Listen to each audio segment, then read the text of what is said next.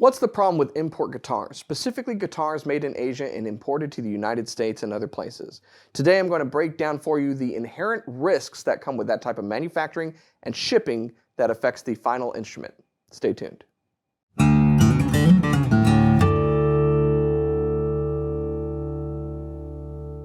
Hey, you're watching Alamo Music TV. My name is Chris McKee with Alamo Music Center in San Antonio, Texas, and you can find us online at alamomusic.com. If you're new to the channel, make sure you subscribe, turn on notifications, and like our videos. If you'd like to support the channel, visit our spring store link below for custom swag and check out our podcast with Cooper and I, the Fretboard Confessional, wherever you get your podcasts. We just recorded a new episode recently. We hope you enjoy it.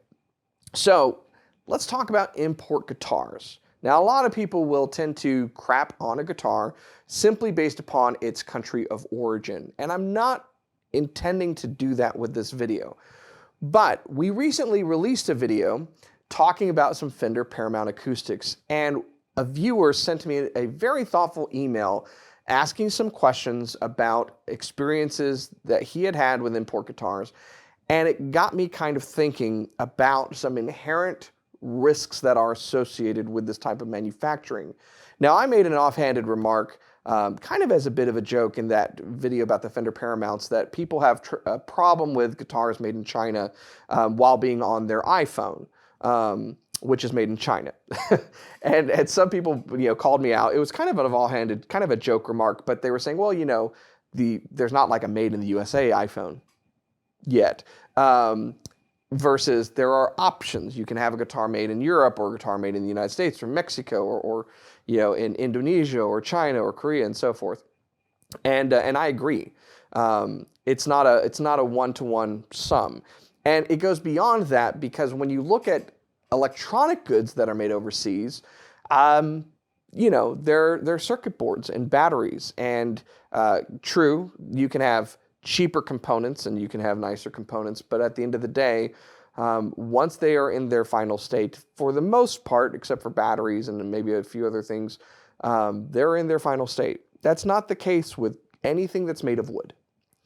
And that is the fact of the matter when it comes to guitars.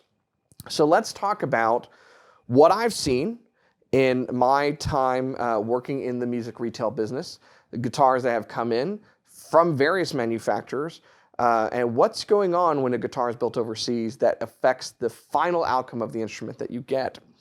And I think it's interesting to talk about this in kind of a post-pandemic situation because the pandemic really brought to light and brought pressure on some of these issues. So the first thing that we need to talk about is wood seasoning. And I don't mean with salt and pepper or some garlic or nice smoked paprika. No, and I don't mean smoking meat with it. I mean how a piece of wood is seasoned in order to dry it out and make it stable for the manufacturing of wooden instruments. So this applies to guitars, but it does not just apply to guitars. One of the places where that is potentially the most important is on the neck of a guitar, but anything that's made of solid wood has to go through a period of seasoning where that wood is dried and stabilized. Now, every guitar or other instrument manufacturer that deals with wood has to go through this. They have to take that piece and they have to dry it out. Otherwise, what's going to happen when you build a guitar neck, for instance, out of a piece of unseasoned wood is the same thing that would happen if you built your outdoor deck out of unseasoned wood. It is going to warp and twist and expand and shrink on you, depending upon the environment that it is put in. And this happens. It happens more often with a less expensive guitar. Now, I did a video years back with a $50 Amazon guitar. It's one of our most popular videos. If you haven't seen that, you should see it. It's my most honest take on a guitar. What can you get for 50 bucks? The answer is not a lot. And you shouldn't expect to.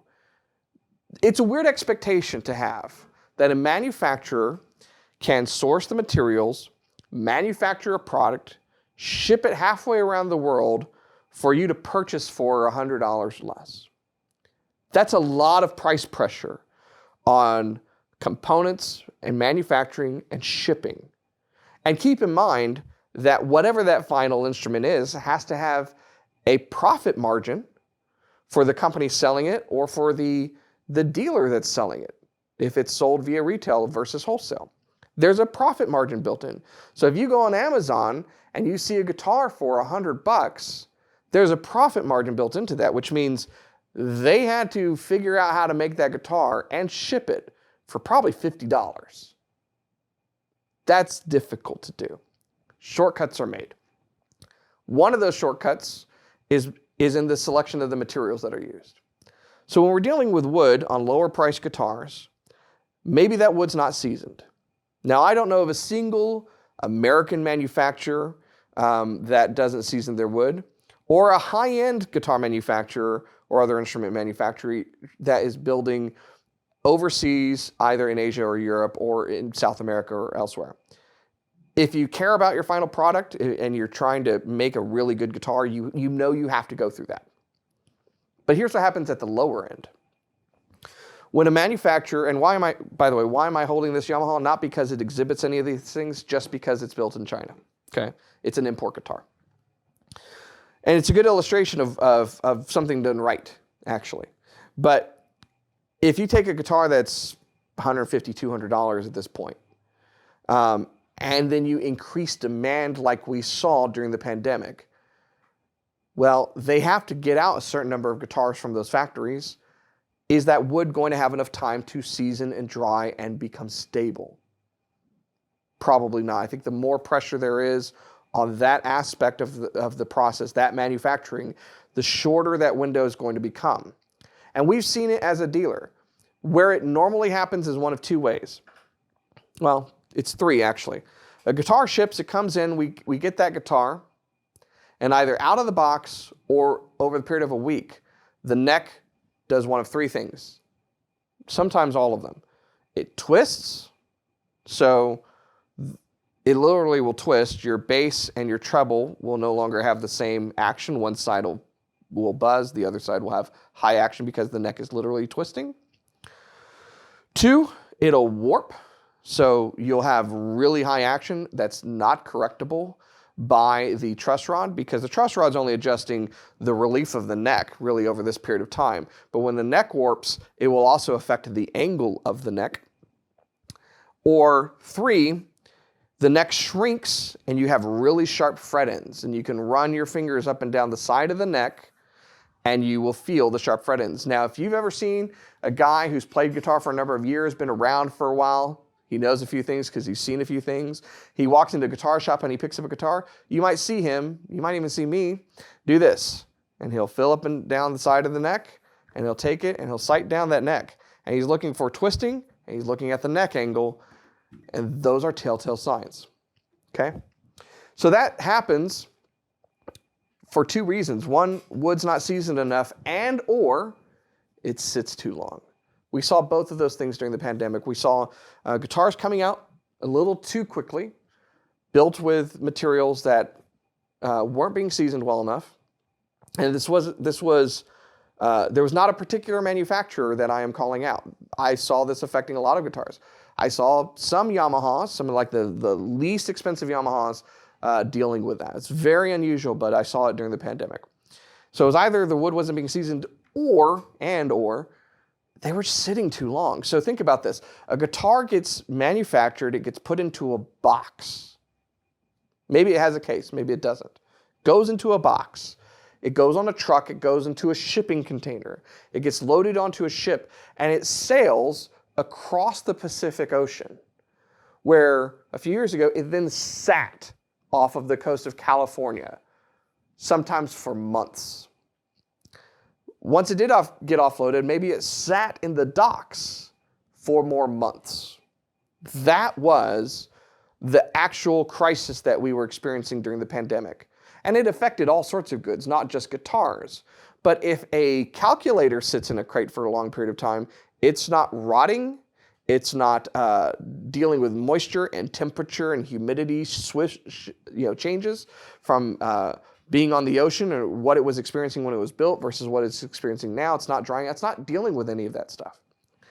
And so simply by the nature of the manufacturing, the price point that they're put at, And the process of getting them over here, there are pressures put upon any guitar that's being imported primarily from Asia.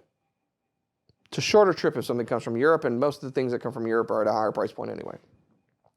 So that's part of it. The other part of it is how the guitars are structurally made. So I mentioned the neck angle.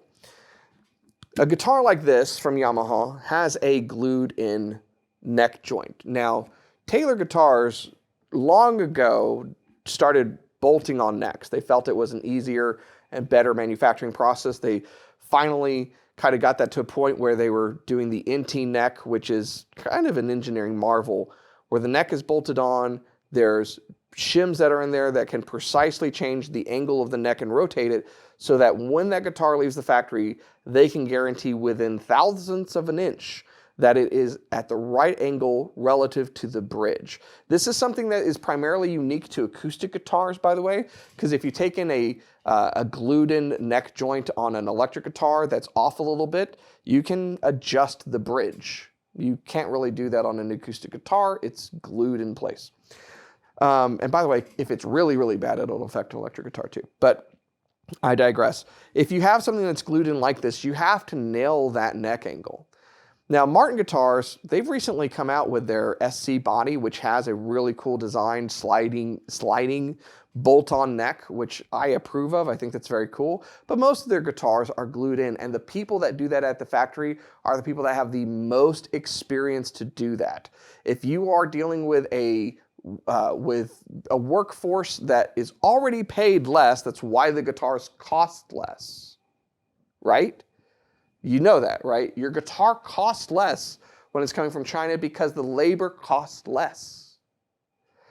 They're not going to be the experts that Martin has in setting and gluing that neck angle in. And that expertise and that attention and that time is going to be commensurate with the price. So the cheaper the guitar, the more likely you're going to have issues. So what does all of this mean? Does this mean that you shouldn't buy an import guitar? By any means, no, it doesn't mean that. I have said for a long time that we are in a bit of a golden era when it comes to guitar manufacturing. The advent of CNC and other building techniques have meant that guitars are coming out more consistent than ever. But the things that I've described, the need to season and secure, procure, and utilize really good raw materials, and to heighten parts of the manufacturing process like the neck angle, and the complicated aspect of shipping things halfway around the world, those still exist. It doesn't matter how many CNC machines you put into a factory. And so they're going to be present. What does this mean for you as the buyer? It means that if you are shopping for an import acoustic guitar particularly, I recommend that you buy from a reputable brand. You try to buy a more expensive model.